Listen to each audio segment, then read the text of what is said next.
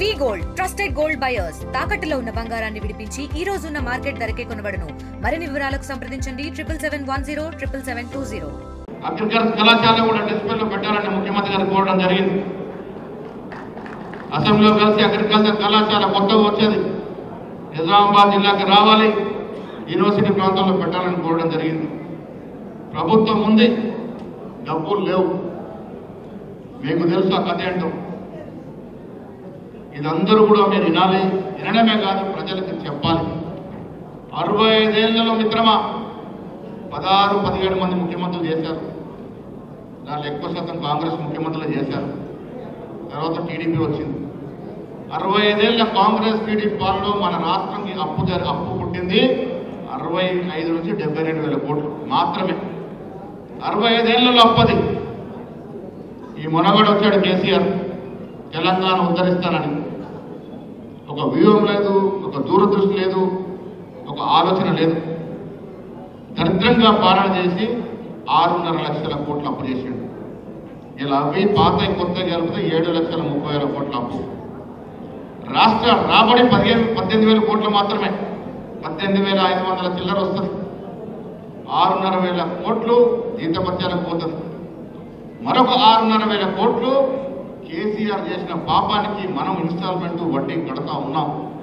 ఇది కట్టాల్సిందే.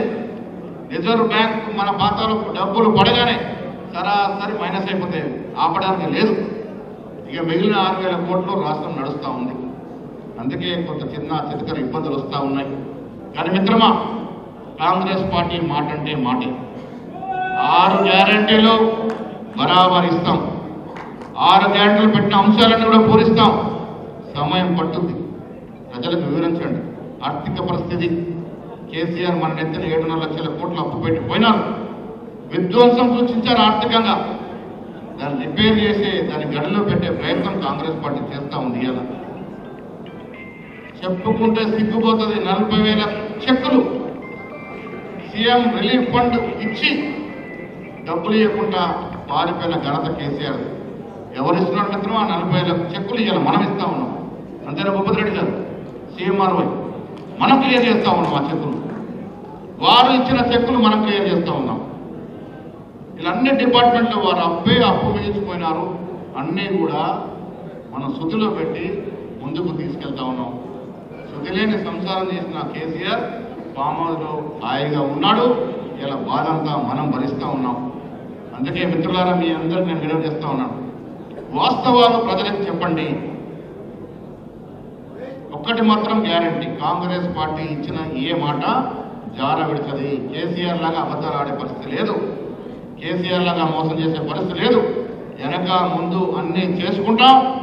ఈ రాష్ట్రంలో రాబోయే 4 ఏళ్లలో చక్కటి పాలన నుంచి వచ్చే ఎన్నికల్లో దాదాపు 100 సీట్లు గెలుచుకొని మళ్ళీ అధికారంలో రావడమే కాదు, రాహుల్ గాంధీ గారిని ప్రధానమంత్రి చేసే దశగా ఈ రాష్ట్రంలో 17 పార్లమెంట్లు రేపు పెరుగుతాయి. మెజార్టీ పార్లమెంట్ గెలుచుకొని మీరు మేము కళ్ళు కట్టిన విధంగా రాహుల్ గాంధీ గారిని ప్రధానమంత్రి చేయడం కోసం అందరం కూడా హార్నిసులు కృషి చేయాలి. కార్యకర్తలే గ్రామాలకు తప్పుడు ప్రచారం చేస్తూ ఉన్నారు. తిప్పి కొట్టండి, ఛాలెంజ్లు చేయండి. నేను హైదరాబాద్లో చెప్పాను, కేటీఆర్, హరీష్ రావు ఎవరుంటే వారు రండి, మేము వస్తాం. 10 ఏళ్లలో మేము చేసిన అభివృద్ధి ఎంత, సంక్షేమం ఎంత, మేము సంవత్సరంలో చేసిన అభివృద్ధి ఎంత, సంక్షేమం ఎంత, బాధ్యత ప్రజల మధ్యన చర్చించుకుందన్న మాట చెప్తా ఉన్నాం. ఒలుకు పలుకు లేదు. 10 ఏళ్లలో నిన్న కవిత గారు హైదరాబాద్లో బీసీ సంఘం మీటింగ్కి పోయింది. ఏమడుతుందమ్మా నీకు పోయింది? 10 ఏళ్లలో ఒక్క బీసీ కార్పొరేషన్కి ఒక కోటి ఇచ్చిన పాపన పోయిందా మీరు? ఇవాళ 10 బీసీ కార్పొరేషన్లు పెట్టడమే కాదు, దాదాపు 1,200 కోట్ల రూపాయలు కార్పొరేషన్కి ఇచ్చిన ఘనత Congress party. SC, ST, BC, మైనార్టీని అనగదొక్కి రాచరికం పాలన చేసిన మీరు ఇలా ఎస్సీల గురించి, బీసీల గురించి మాట్లాడితే దయ్యాలు వేదాలు కొలిచినట్టుగా ఉంటాయి. మిత్రులారా, టీఆర్ఎస్ పార్టీలో కుర్చీల గొడవ మొదలైంది. అన్నని కాదని చెల్లె కార్యక్రమాలు చేస్తా ఉంది. మరదల్ని కాదని బావ కార్యక్రమాలు చేస్తున్నారు. ఎందుకు చేస్తున్నారు? ఎవరికి వారి పోటీ పడి టీఆర్ఎస్ निजामाबाद जिले में मंच में बैठे हुए हमारे आदरणीय अध्यक्ष महेश गौड़ जी, हमारे in charge minister जुपली Krishna Rao ji, AICC secretary Viswanathan जी, हमारे मार्गदर्शक निजामाबाद जिला से जीवन रेड्डी जी, हमारे सीनियर लीडर सुदर्शन रेड्डी जी, शब्बीर अली जी, हमारे साथ MLAs बैठे हैं, लक्ष्मण जी, डॉक्टर संजय जी, भूपति रेड्डी जी बैठे हैं, हमारे प्रोटोकॉल एडवाइजर वेणुगोपाल राव जी बैठे हैं, हमारे कॉरपोरेशंस के बहुत सारे चेयरमैन, हमारे म्यूनिसिपैलिटी के चेयरमैन, सारे डिस्ट्रिक्ट के कार्यकर्ता, हमारे निजामाबाद डिस्ट्रिक्ट के प्रेसिडेंट मोहन रेड्डी जी, जिनके इशारे पे आज हम लोग इस मीटिंग कर रहे हैं, हम लोग आए हैं, और हमारे कार्यकर्ता। मैं सबसे पहले एक बात कहना चाहती हूं, हमारे कांग्रेस पार्टी में लीडर्स और कैडर्स में कोई फर्क नहीं है। आप मानते हैं, मंच में बैठे हैं लीडर्स और नीचे बैठे हैं कैडर्स, इसमें अंतर नहीं है। आप कैडर्स हो, आपके हाथ में कांग्रेस का झंडा है, इसीलिए हम लोग इधर बैठे हैं। तो इसीलिए सबसे पहले हमारी पार्टी, कांग्रेस पार्टी, जिनको हम मानते हैं हमारी माता है, माँ है,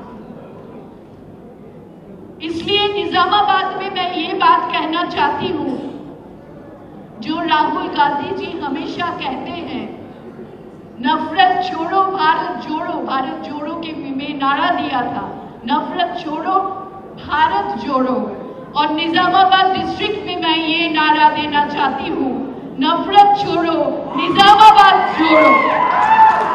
और निजामाबाद जोड़ने के साथ साथ कांग्रेस को मजबूत करो।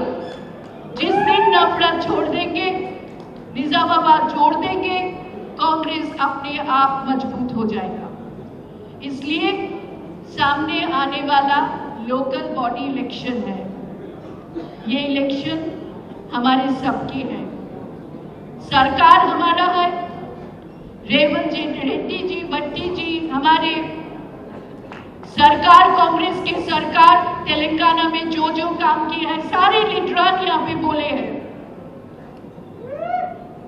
जो जो कमिटमेंट हम लोग किए थे, जो गारंटी हम लोगों ने दिए थे, एक दो छोड़ के हम लोग सारे गारंटी काम किए हैं।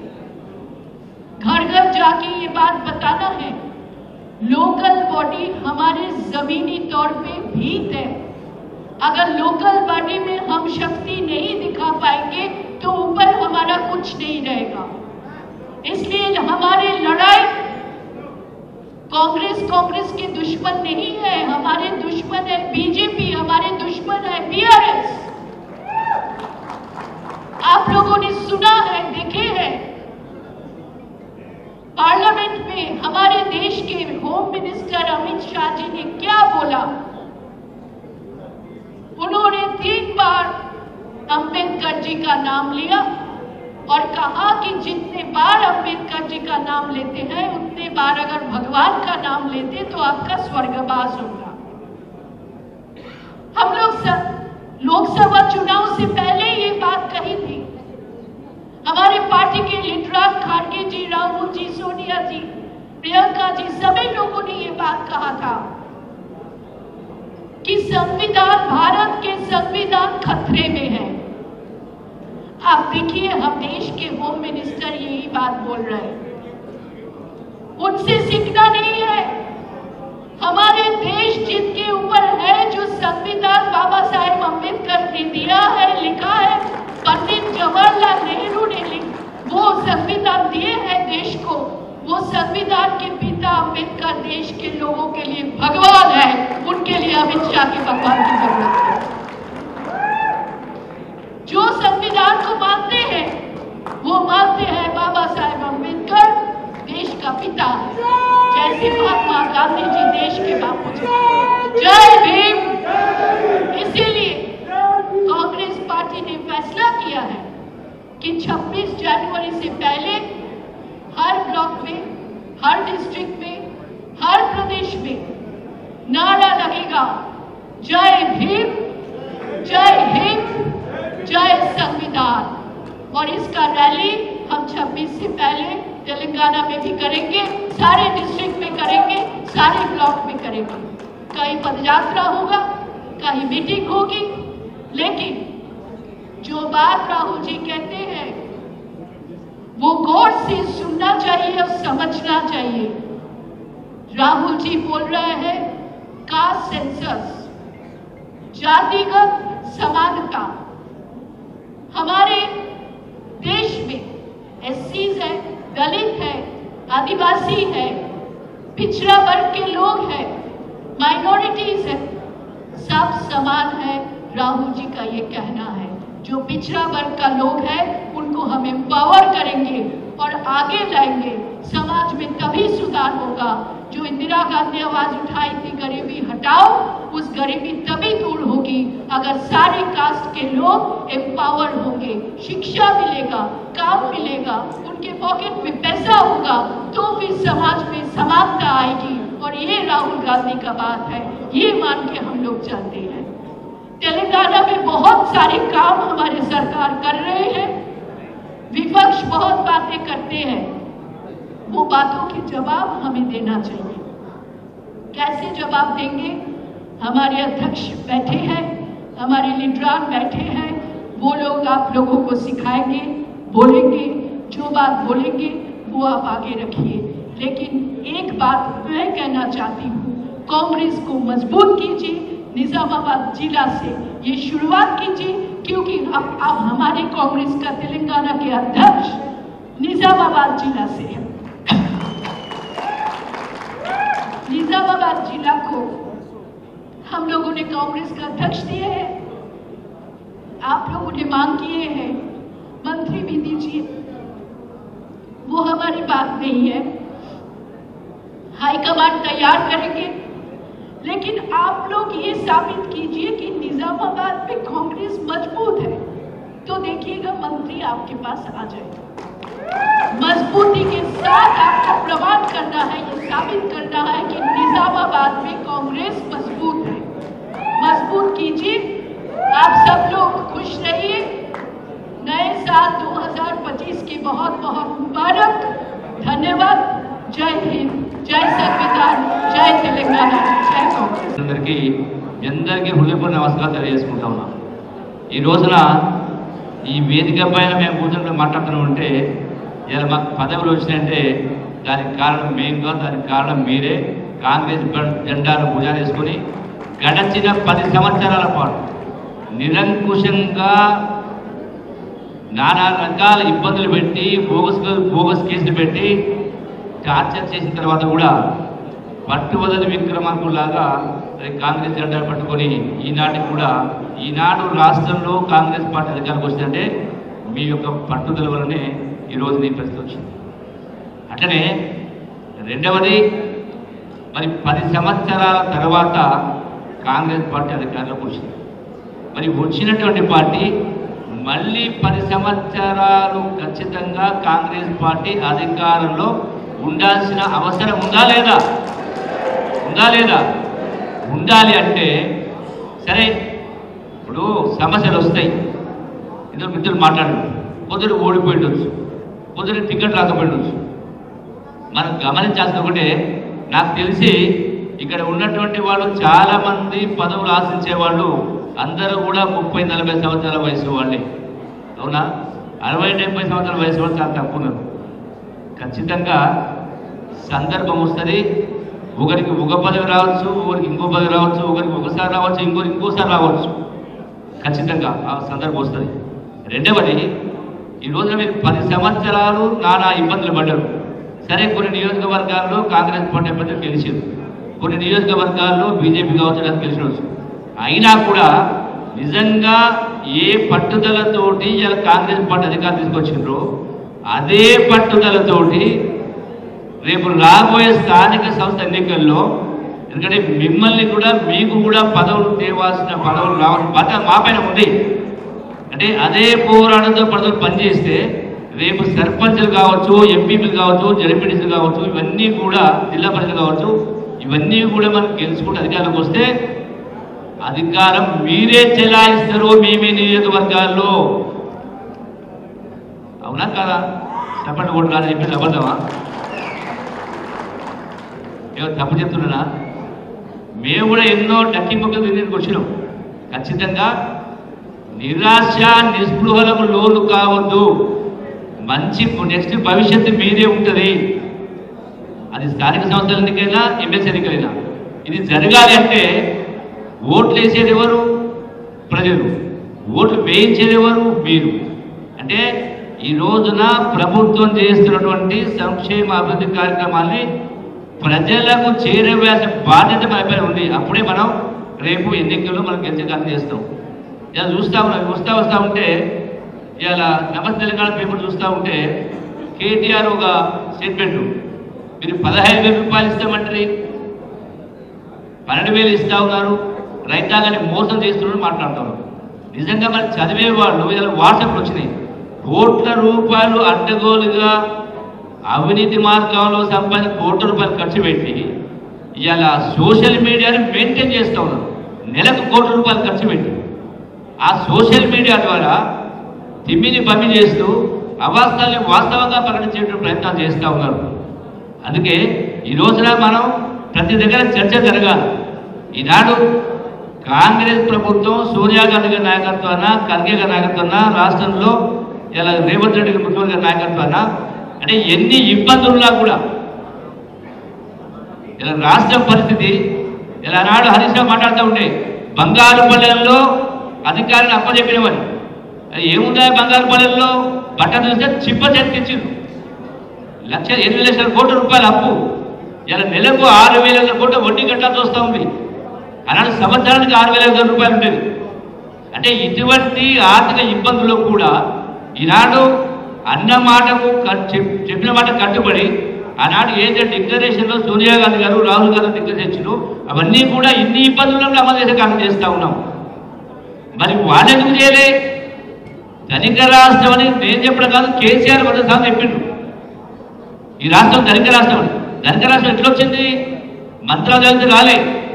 సోనియా గాంధీ గారు ఇలా ఎవరైతే వందలాది మంది బిడ్డలు అమరులైనో వాళ్ళ తల్లుల యొక్క కడుపు రెండు తెలిసిన తల్లిగా తెలంగాణ రాష్ట్రం ఇస్తే తెలంగాణలో, ఆంధ్రలో కాంగ్రెస్ పార్టీ నష్టపోతుంది తెలిసి కూడా 60 సంవత్సరాల కల 4 కోట్ల ప్రజల ఆకాంక్షను తెలంగాణ రాష్ట్రం ఇస్తే ఇలా హైదరాబాద్ కేంద్రానికి ఇస్తే ధనిక రాష్ట్రం అయింది. మరి ధనిక రాష్ట్రం అయినా కూడా ఆనాడు 64,000 కోట్లు ఉంటే అప్పు 65 సంవత్సరాల్లో 15 మంది ముఖ్యమంత్రి పరిపాలన చేస్తే కేవలం 65,000 కోట్లు ఉంటే మరి ఒక్క ముఖ్యమంత్రి 10 సంవత్సరాల కాలంలో 8 లక్షల కోట్లు అప్పు చేసి ఇవాళ నెలకు 6,000 కోట్లు వడ్డీ కట్టాల్సి వస్తుంది. మరి ఇంత ధనిక రాష్ట్రమైనా ఈ 10 సంవత్సరాలు 17 లక్షల కోట్ల రూపాయలు ఆదాయం వచ్చినా కూడా 8 లక్షల కోట్లు అప్పు చేసినా కూడా మరి గత ప్రభుత్వం మీరెందుకు చేయలేదా? కేసీఆర్, కేటీఆర్ గొప్ప పొడుపుడు మాటలు మాట్లాడుతూ ఉంటారు. ఇన్ని అప్పులు తెచ్చి కూడా మీరు చెప్పిన హామీ ఒక్కరు నిలబెట్టుకోలే కదా. ఏది చేస్తే బాగుంటుందని ఒక ప్రణాళిక పెట్టుకున్నాం. మన ముఖ్యమంత్రి గారు రాహుల్ గాంధీ గారు అన్నారు, ప్రణాళిక భాగంలో రైతులు యావత్ భారతదేశంలో 15% జీబీడీలో ఉన్న రైతులను కాపాడటానికి ఏం చేస్తే బాగుంటుందని గత ప్రభుత్వం 1,00,000 రూపాయలకు 4 సంవత్సరాలు ఇంకా ఇవ్వలేక ఇబ్బంది పెడితే మనం వచ్చినాం. 1,00,000, 1,50,000, 2 లక్షల వరకు మాపోయాయి. 2 లక్షలు ఎప్పుడు ఉన్నాయి? ఇవన్నీ కొందరికి 1,00,000 లోపల కూడా కానీ ఉన్నాయి. కానీ అధికారుల నిర్లక్ష్యంలో సొసైటీలో ఉన్నాయి. ఆ ఫీడ్ చేసేవారు సరిగ్గా చేయక ఒక్కొక్క సొసైటీలో కొందరు మెంబర్స్కి రాలేదు.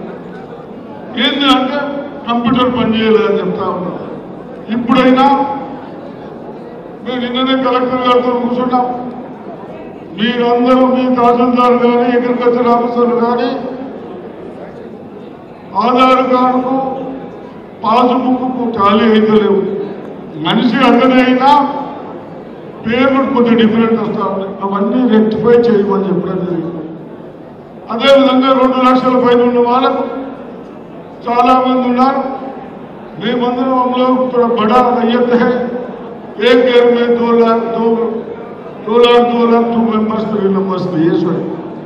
వాళ్ళని కూడా ఒక్క లోన్ అన్నాం కాబట్టి 2 లక్షల వరకు ఉన్న వాళ్ళు కూడా మాకన్నా అవి కూడా టెక్నికల్ ప్రాబ్లమ్స్ వచ్చినాయి.